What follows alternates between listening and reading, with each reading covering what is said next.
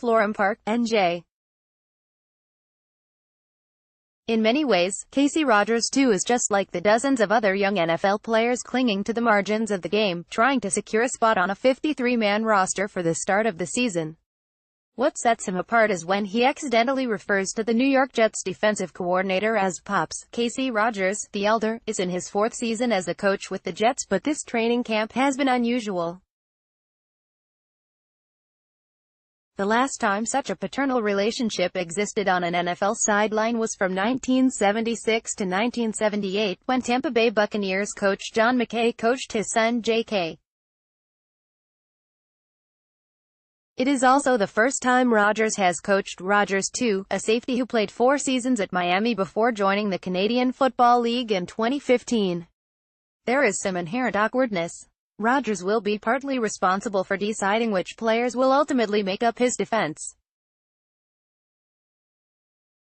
And Rogers too, who has never played a down in an NFL game, has been battling a leg injury that kept him out of practice the last 2 weeks, although he was active for Friday's preseason opener against Atlanta.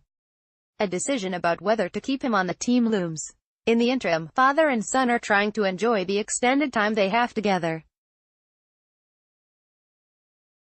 Rogers too frequently dines in his father's office, while the coach occasionally pops over to his 26-year-old son's apartment for a late-night snack. "It's been a blessing for us both," Rogers too said. "I'm doing everything I can to make this moment last throughout the season." Rogers too said his father did not get him into the sport.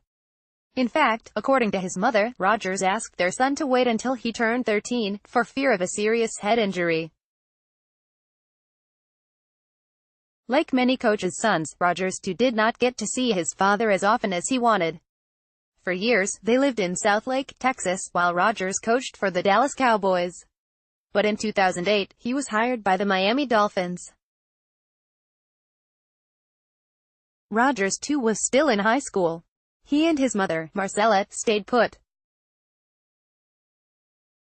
After Friday night football games, they would fly to Miami, or wherever the Dolphins happened to play, early Saturday to spend time with Rogers, then fly back late Sunday or early Monday, in time for school. "Nothing is difficult when it's important," Marcella said in a telephone interview. "Boys need their fathers." That was clear in 2015, after Rogers too graduated from Miami and went undrafted by the NFL. He attended a rookie minicamp with the Kansas City Chiefs but did not earn a contract. A tryout with the Edmonton Eskimos of the CFL resulted in his getting cut there, too. So he went back home to Texas and took a job as a sales associate at Nordstrom, working out on the side. He paid $200 in fees to attend additional CFL tryouts, hoping for a break. He also contemplated giving up football altogether. But a 2-week trip to New Jersey to spend time with his father, who had just completed his first minicamp with the Jets, helped clear his mind and reset his priorities. Rogers did not pressure his son to keep playing. "If I wanted to be a gardener, he would have supported me," Rogers too said, but he did offer some encouragement. "He just tells me to keep going," Rogers too said. "He tells me, why stop now? You've got this far, might as well keep going. You don't owe this to anyone but yourself.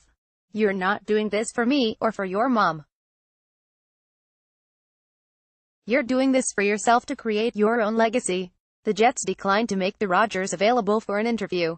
Questions submitted to him through a team spokesman were not answered.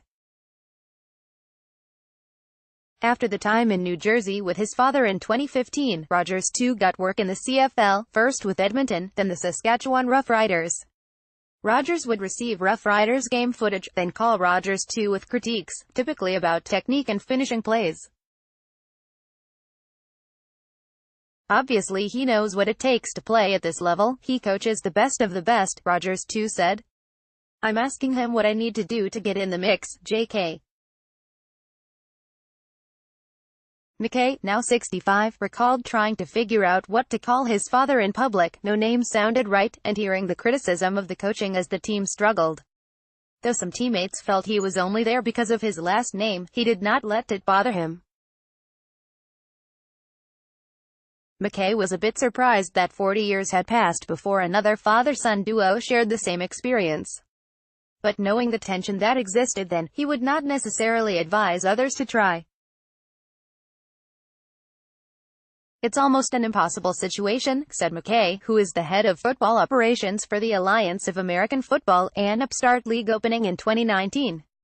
"If he does make it, and you're a guy who doesn't make it, it's hard to think that you're not going to have a problem with the coach's son being on the team," Rodgers too said when he got the call from the Jets this winter asking him to come in for a workout. His father did not even know it was happening.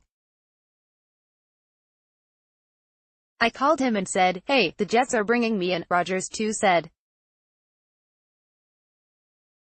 He said, "Oh, really?" He was able to watch me work out, which was cool. Jets coach Todd Bowles, who coached with Rodgers in his time with the Cowboys and has known Rodgers too for more than a decade, said he had no concerns about Jets players making accusations of nepotism. "When you have a son, and he ends up going in the NFL, there's a chance he could be on your team," Bowles said. "He earns his keep. Casey is very fair, and Casey too works hard." Rodgers too said he had occasionally heard a comment such as, "There goes Daddy's son," as he passed through the hallway. "It was always made in jest," he said, and he has heard no grumbles from teammates. "Just like them, he is getting a shot to compete.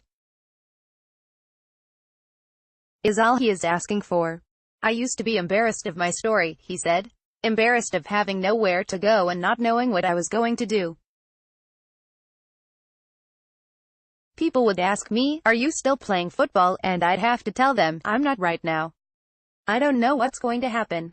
In the past, Pops was always a phone call away. For the time being, a knock on an office door will do."